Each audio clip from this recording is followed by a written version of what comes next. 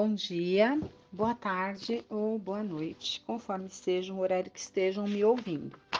Dando sequência ao estudo da obra Paulo Estevão, pelo Espírito Emmanuel, através da psicografia do Chico Xavier, nós, a semana passada, nós vimos ali que diante de todos aqueles injustiças, digamos assim, todas aquelas situações difíceis que o Jochedeb estava vivendo, desde a expropriação dos seus bens lá no passado. Sua esposa acabou até falecendo por causa de desgosto, ele ficou na prisão, né?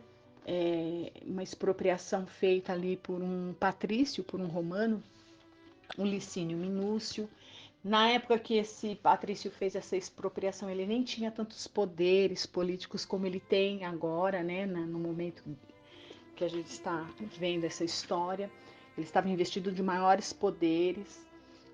A gente percebeu ali que ele também havia sido injustamente, sem nenhum motivo, agredido simplesmente pelo fato de estar andando ali na rua, cumprimentar ou não cumprimentar ali os soldados, né? Então, assim, realmente ele passou por muitas humilhações e agressões, e acreditando que pudesse haver uma reparação, ele decide ir fazer ali suas reclamações, ele decide recorrer, digamos assim, para ver se isso mudava, se essa situação, se essas injustiças pudessem ali ser reparadas. Muito embora o seu filho Gesiel tivesse ali tentado convencê-lo, mostrado para ele, vamos ficar aqui quietinhos, não vamos aparecer, não acredite. Muito embora o filho tentava acalmar os seus ânimos, leu inclusive uma passagem ali das escrituras que dizia para ele, de alguma forma, uma forma simbólica, as escrituras ali na leitura mostrava, passava uma mensagem de conformação, de resignação diante dos sofrimentos, mas ainda assim ele, muito teimoso, decidiu ir lá e fazer a reclamação, e conforme já era previsto por quem ali, no caso os filhos, o Gesiel e tudo mais, mas não por ele, uma injustiça ainda maior foi cometida, porque a única coisa que havia sobrado, que era a chácara onde eles residiam, foi tomada também, e além disso ele ainda sofreu outros castigos ali, Ele foi condenado, digamos assim, a imediatamente ali tomar 20 bastonadas, pauladas, por ter ido lá fazer essa reclamação, E ele fica muito revoltado. Nós paramos no ponto em que ele estava tão revoltado. Em nenhum momento ele aceitava, em nenhum momento ele tentava entender o motivo. Ele deixou com que aquela revolta tomasse conta do seu coração, e no ato irrefletido ali, ele ateia fogo às terras ali, que eram dele, no passado, mas que haviam sido expropriadas pelo Licínio Minúcio. Então, nesse ato, ele põe fogo, e as consequências virão. E na semana passada nós terminamos com ele já estava começando a sentir um certo remorso ali, Começou a cair a ficha do que ele fez, porque aí ele pensou nas consequências que viriam, possivelmente, e ele estava envergonhado, ele percebeu mais, ficou mais comovido ainda quando ele estava esperando os filhos para falar, da situação, mas o Gesiel demorou, e justamente essa demorou para retornar para casa, e ele percebeu, e foi isso que deixou ele mais angustiado, foi que essa demora se deu porque ele estava ajudando a conter um incêndio, Estava trabalhando para combater ali o mal que o próprio pai havia causado. Então ele estava assim, ele começou a sentir uma dor moral muito grande com relação a isso. E agora nós vamos continuar dessa parte, quando o Gesiel chega em casa e eles resolvem começar a conversar e ele vai tomar coragem para dizer ali aos filhos tudo que havia acontecido, né? Então, eu vou retomar do último parágrafo que nós chegamos a ler a semana passada, né? Quando ele diz assim, o Jochedeb, né? Tudo perdido. Por que fui assim desamparado, meu Deus? Onde a liberdade do vosso povo fiel, se em toda parte nos exterminam e perseguem sem piedade? Então ele começa, né? Ali ele começa a falar as suas lamúrias ali, essa inconformação com todas aquelas injustiças, né? E é assim que ele começa a conversar com os filhos. Grossas lágrimas escorriam-lhe pelas faces enquanto a voz trêmula narrava aos filhos os pesados tormentos de que fora vítima. Então ele mais uma vez começa a falar todo o seu drama, toda a situação, toda a sua história, né, onde ele realmente foi vítima ali, ele foi expropriado e tudo mais.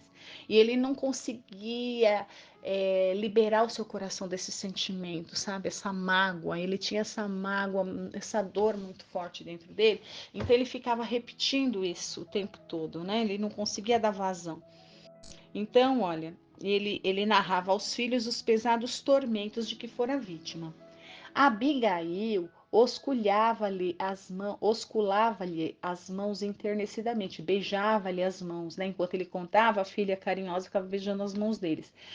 E Gesiel, sem qualquer alusão à rebeldia paterna, abraçava-o depois de sua dolorosa exposição, consolando-o com amor, né? Então, olha só, eu vou fazer uma pausa para a gente e depois eu vou fazer uma pausa para a gente pegar um trecho do Evangelho, do capítulo 14 do Evangelho segundo o Espiritismo, que diz honra a teu pai e a tua mãe. E muitas vezes a gente não consegue entender na prática essas palavras, né? Então eu vou pegar um trecho do Evangelho e depois a gente continua aqui no exemplo prático mesmo de Gesiel ali para com o pai, né? Na verdade, essa passagem aqui, a leitura de hoje, praticamente inteira, nós vamos perceber o que é essa honra, né, ao pai e à mãe. E o Gesiel, ele nos vai dar um exemplo de como que a gente deveria. Todos somos filhos, talvez nem todos sejamos pais ou mães, mas certamente todos somos filhos. Então, o Gesiel aqui vai dar um exemplo, porque o que ele fez foi grave, foi muito grave, né? O que o Jochedeb fez foi algo assim muito grave, vai comprometer a vida da família inteira. E a forma como o Gesiel age com esse pai, né? Depois que o pai conta para ele, né, que enfim, né, que foram expropriados ali do que lhes restava. Veja que ele, por enquanto, ele conta só isso, né? Ele só conta isso. Então, aqui, olha, no capítulo 14 do Evangelho, tem tem aqui nas passagens que está registrado em Marcos, Lucas e Mateus, né? Sabes os mandamentos: não cometas adultério, não mates, não furtes, não diga falso testemunho, não cometas fraudes, honra teu pai e a tua mão. Isso está nos evangelhos. E lá, só que, vamos aqui, né? Essa história que nós estamos lendo é de uma família de judeus, tá? Eles eram judeus. Ainda ninguém é convertido ao cristianismo aqui. Josedebe, menos ainda. Gesiel é Gesiel, ele é um judeu. Nem, nem conhecia, talvez, aqui a Jesus ainda, tá? Ninguém aqui aderiu ao cristianismo. Eles são fiéis seguidores da Torá, eles são judeus e creem em Moisés, nos profetas e na Torá, os 5 livros ali, né? Do Pentateuco, né? Então, veja lá, olha. E também aqui Kardec coloca, né? Lá na Torá, no Decálogo, no livro do Êxodo, Então, quais são os livros ali que formam a Torá? Os cinco, o Pentateuco, Gênesis, Deuteronômio, Gênesis, Êxodo, Deuteronômio, Números e mais um lá que eu não me recordo o nome, né? Então, Kardec coloca aqui no Evangelho segundo o Espiritismo, olha, honrarás a teu pai e a tua mãe para teres uma dilatada vida sobre a terra que o Senhor teu Deus te há de dar. Né? Então, essa passagem aqui está lá no Decálogo, no livro de Êxodo, no capítulo 20. Então, veja que, embora Gesiel ainda não fosse cristão, ele já tinha isso muito, né? Esse ensinamento de Jesus, né? Honra teu pai e a tua mãe, que Jesus depois complementa lá, né? Nos evangelhos. Ele já tinha isso dentro dele, não, tão claro, né? E ele vivencia isso e nós vamos ver aqui. Então, para a gente só ter uma ideia do que seria essa honra ao pai e à mãe, né? Então, os espíritos superiores nos ensinam, olha, o mandamento honra teu pai e a tua mãe é uma consequência da lei geral da caridade e do amor ao próximo, porque não se pode amar ao próximo sem amar aos pais. Mas o imperativo honra implica um dever a mais para com eles, o da piedade filial. Deus quis demonstrar assim que ao amor é necessário juntar o respeito, a estima, a obediência e a condescendência. E nós vamos ler aqui posteriormente que Gesiel reúne tudo isso aqui diante do pai dele, né? Vamos ver. O que implica a obrigação de cumprir para com eles, né, para com os pais, de maneira ainda mais rigorosa, tudo o que a caridade determina em relação ao próximo. Então, além, né, com os pais, você amar ao próximo. A gente aprende que devemos amar ao próximo, os pais com maior rigor, né? Como diz aqui, vou até, olha, com maior, com respeito, estima, obediência e condescendência. Né? E feita essa reflexão, nós vamos então ver aqui como que Gesiel, esse judeu, ele não era cristão aqui, tá? Esse judeu tinha esse valor, esse ensinamento tão vivo dentro de si, tão inato, digamos assim. Porque olha o que ele vai falar para o pai depois, né? Que o pai fala tudo que ele passou ali durante aquela rogativa que ele foi fazer, né? O suplício lá e a expropriação do que sobrou para eles, que era a chácara, né? Então, até então, eles achavam que era só isso, né? Ele foi lá, reclamou, a reclamação não deu certo, e não só não deu certo, como eles perderam o que eles tinham, né? E ainda ele sofreu ali um castigo físico muito cruel, né? Então, olha o que Gesiel diz para ele: Meu pai, por que vos atemorizardes, né? Por que está com medo? Deus nunca é avaro de misericórdia, ou seja, Deus nunca economiza com misericórdia.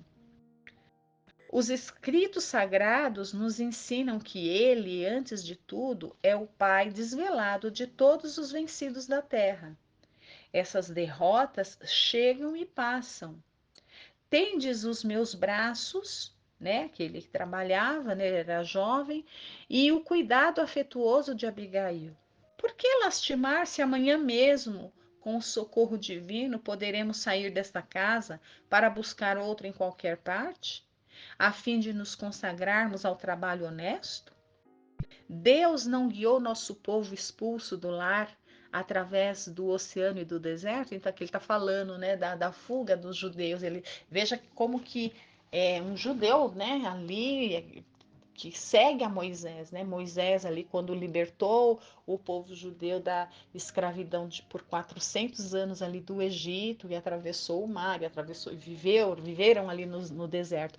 Então ele está relembrando a história dos seus ancestrais, né?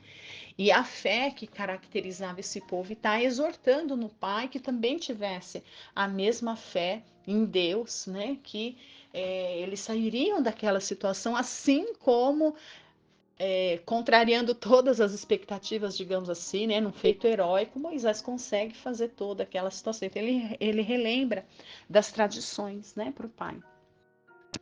Então ele diz, olha, então por que, né, se Deus guiou o povo expulso do lar através do oceano e do deserto, por que negaria então seu apoio a nós, que tanto amamos nesse mundo? Ele é a nossa bússola e a nossa casa. Gente, só por esse parágrafo a gente já consegue entender aqui, exemplificar na prática é, essa lição de honra ao pai e à mãe, né? Quando a gente pegar o evangelho, quando formos ler aqui e estivermos lendo, que a gente se recorde desse exemplo aqui de Estevão, né? Como filho, aqui diante de um pai que estava em erro, né? Estava errando e erros ali graves, né? E nós vamos ver o que esses erros vão gerar aí para a família toda, para todos eles, né? Os olhos de Gesiel fixavam o velho genitor numa atitude de súplica profundamente cariciosa. Suas palavras revelavam o mais doce enternecimento no coração. Jochedeb não era insensível àquelas formosas manifestações de carinho, mas ante a revelação de tanta confiança no poder divino, sentia-se envergonhado, ele estava começando a ficar envergonhado, né? Depois do ato extremo que praticara. Descansando na ternura que a presença dos filhos lhe oferecia ao espírito desolado, dava curso às lágrimas dolorosas que lhe fluíam da alma pungida por acerbas desilusões. Entretanto, Gesiel continuava. Então, continua Gesiel, tá vendo ali, ele tá angustiado, ele está até desesperado, né, o Jochedeb, mas por quê? Por causa do remorso. Veja que não é ainda um arrependimento, porque quando é o arrependimento, a pessoa, de fato, a palavra é essa, né? Se arrepende mesmo do que fez, desejava poder voltar atrás e não fazer de novo. Mas então não é arrependimento, conforme a gente vai ler, porque ele insiste que ele está certo. O Jochedeb era teimoso. Não era arrependimento, mas era remorso. Ele estava remoendo as consequências, ele estava torturando ali dentro de si as consequências difíceis que ele sabia que viria, né? Então, olha, então ele está ali muito, né, com aquele sentimento muito dolorido dentro dele, e Gesiel continua ali na sua tarefa de consolo. Não chores, meu pai, contai conosco. Amanhã eu próprio providenciarei a nossa retirada como se faz preciso. Ou seja, até então eles estavam, né, o Gesiel e a Abigail, eles estavam acreditando que era só, né, que aquele sofrimento moral, que todo aquele choro, que toda aquela dor que o Jochedeb estava demonstrando ali era única e exclusivamente pela inconformação de ter perdido a chácara, de ter sido agredido, né? Então eles estavam tentando consolar, achando que era só ali, mas tinha mais, e ele vai contar agora, olha. Foi nesse instante que a voz paternal se ergueu soturna e acrescentou, né? Mas não é tudo, meu filho, então ele vai contar agora.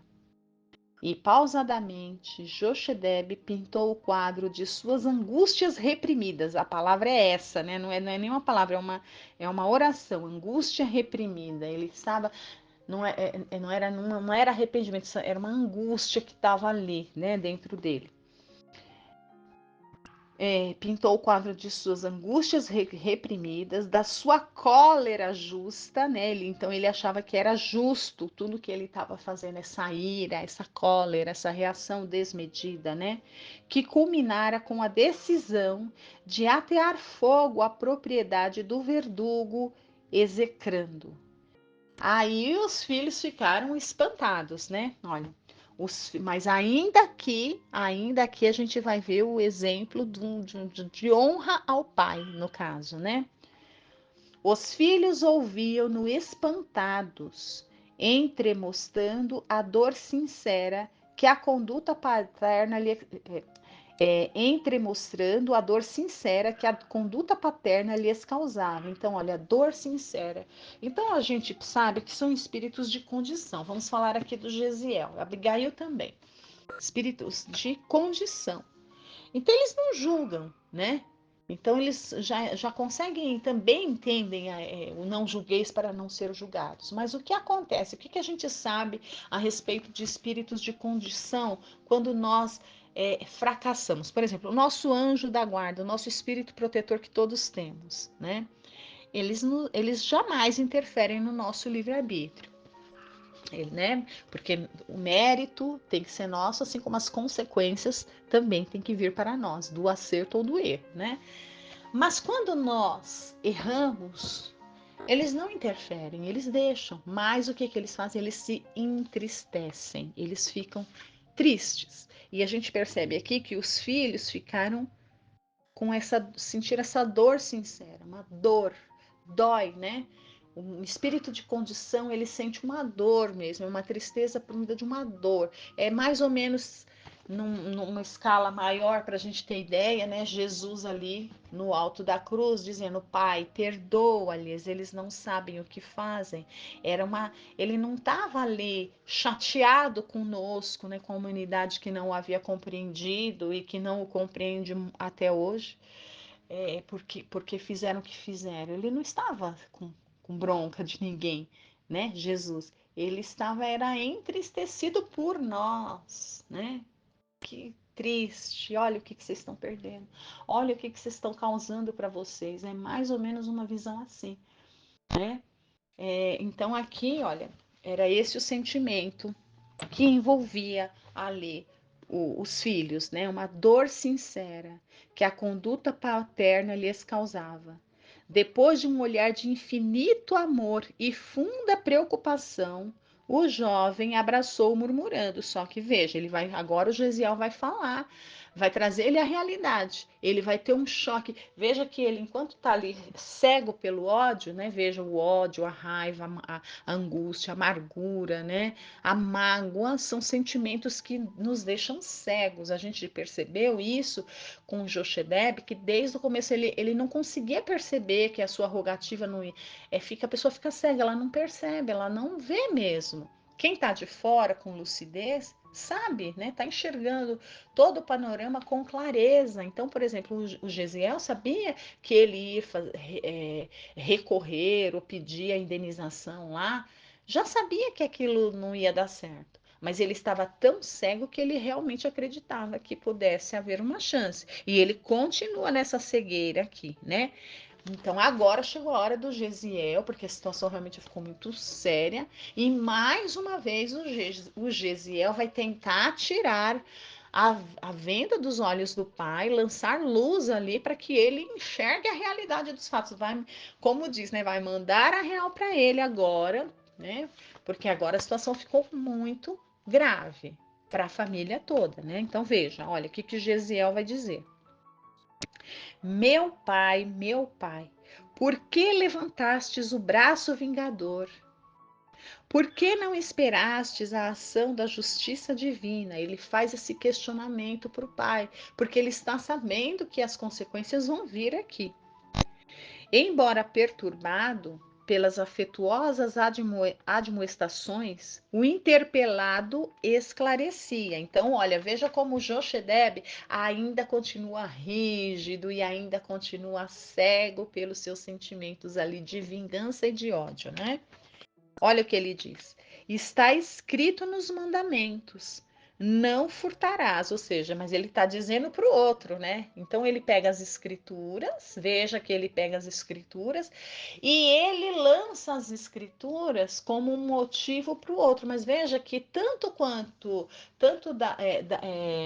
lá quando o filho abriu as mesmas escrituras para que ele não fosse até, né, ali os romanos tentar fazer as suas reclamações, abriu-se as escrituras e também saiu uma palavra para ele, né? Então, para ele, ele faz os ouvidos surdos, né?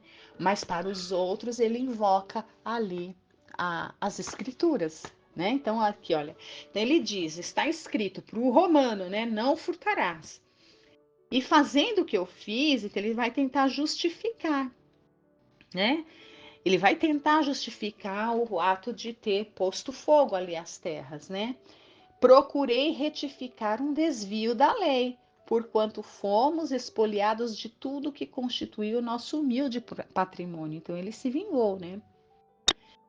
Aí Gesiel diz para ele: acima de todas as determinações, porém, meu pai, acrescentou Gesiel sem irritação, Deus mandou gravar o ensinamento do amor, recomendando que o amássemos sobre todas as coisas, de todo o coração e de todo o entendimento.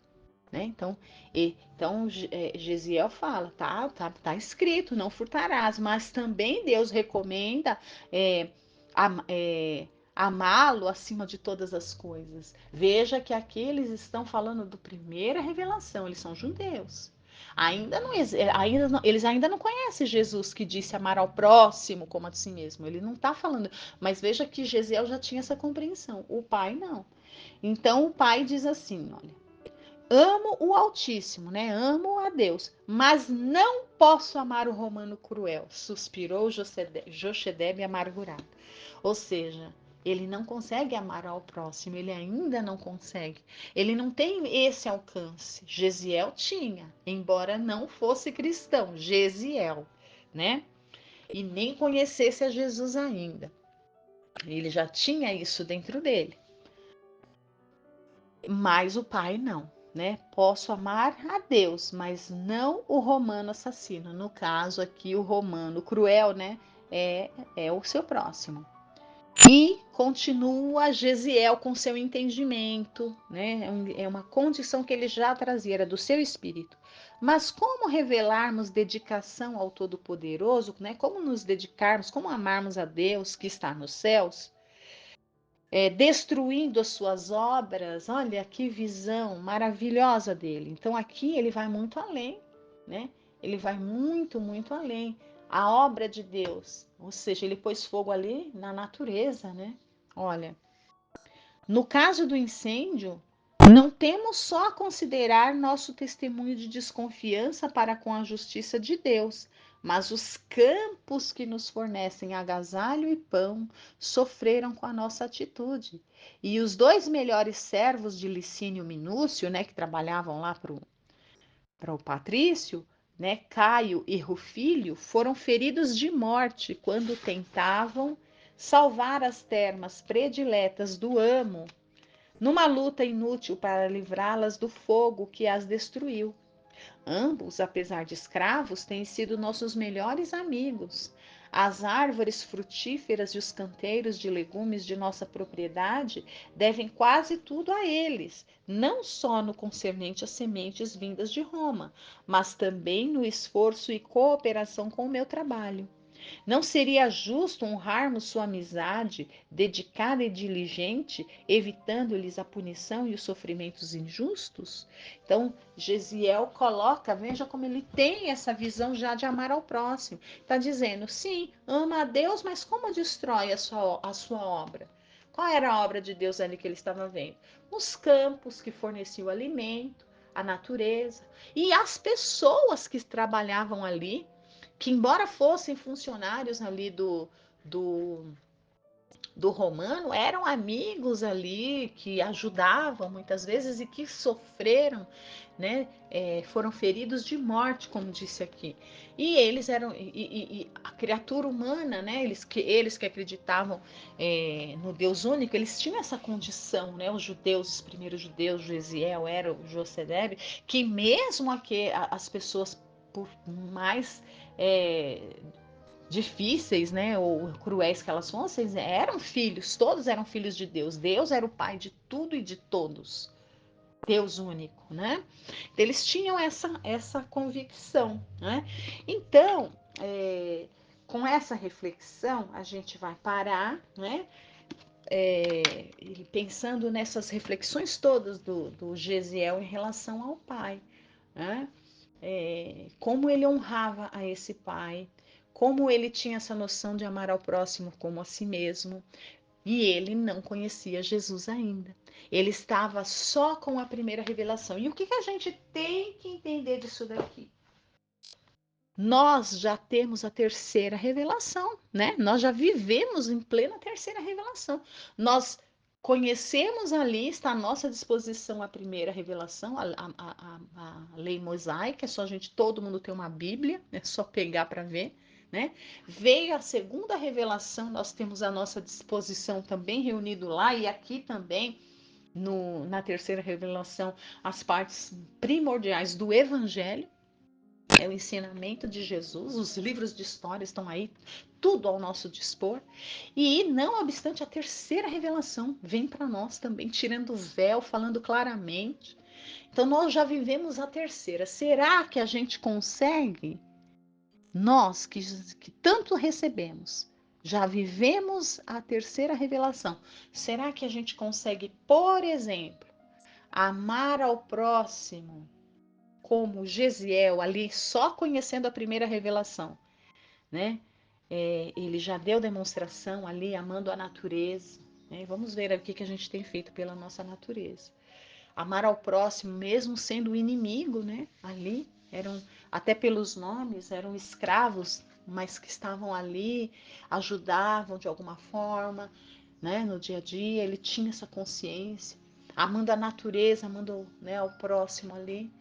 E outra coisa, nós que já temos a revelação, a terceira revelação, será que a gente consegue, enquanto filhos, honrar os nossos pais, né? Honrar os nossos pais, como a gente viu aqui o exemplo de Gesiel, que nem era cristão, ele estava só com a primeira revelação. Será que nós, com muito mais recursos que temos do que o que ele tinha, conseguimos fazer o que ele fazia? Então essa é uma reflexão. Por isso eu digo, não é só uma bela história, é um livro riquíssimo de ensinamentos e reflexões para nós. E assim eu encerro a narrativa dessa semana. Fiquem todos com Deus. Até a semana que vem.